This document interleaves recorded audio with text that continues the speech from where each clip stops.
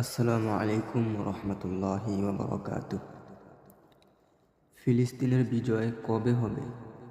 এই প্রশ্নটার উত্তর আসলে খুবই পরিষ্কার। কোরআন আর হাদিসে এর ভবিষ্যৎ বলা আছে অনেক আগেই। সূরা ইসরার 4-7 আয়াতে আল্লাহ বলেন, তোমরা বনি ইসরাইল দুইবার বিশাল বিপর্যয় সৃষ্টি করবে, আর আমি এমন বান্দাদের পাঠাবো যারা শক্তিশালী হবে। তারা তোমাদের ঘরে ঢুকে পড়বে এবং ধ্বংস করবে।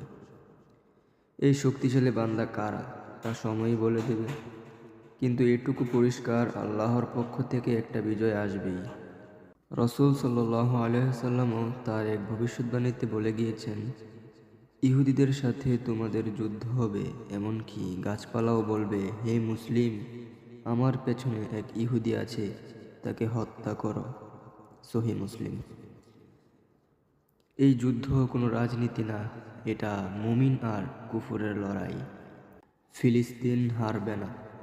মসজিদুল আকসা একদিন মুক্ত হবেই হবে ইনশাআল্লাহ। কারণ রাসূল সাল্লাল্লাহু আলাইহি ওয়াসাল্লাম তার উম্মতকে সেই বিজয়ের কথা আরও আগেই বলে গেছেন। আমরা শুধু এখন অপেক্ষায় আছি, কবে হবে সেই বিজয়, কে পাবে সে সময়ের সাক্ষী হওয়ার সৌভাগ্য। ফিলিস্তিন একদিন বিজয় হবে ইনশাআল্লাহ। এই ভবিষ্যৎ শুধু আশা নয়, এটা মহান রব্বুল আলামিনের ওয়াদা। আমাদের উচিত যে যার অবস্থান থেকে ফিলিস্তিনের পক্ষে দাঁড়ানো, ইসরায়েলি পণ্য বয়কট থেকে শুরু করে যা যা করা যায় আমাদের দেশ থেকে, ইনশাআল্লাহ আমরা সবাই সেগুলো করব এবং 5 ওয়াক্ত নামাজে আমাদের ফিলিস্তিনি ভাই বোনদেরকে ইনশাআল্লাহ আমরা দোয়ার মাঝে শরীক রাখবো ইনশাআল্লাহ। আসসালামু আলাইকুম ওয়া রাহমাতুল্লাহি ওয়া বারাকাতুহু।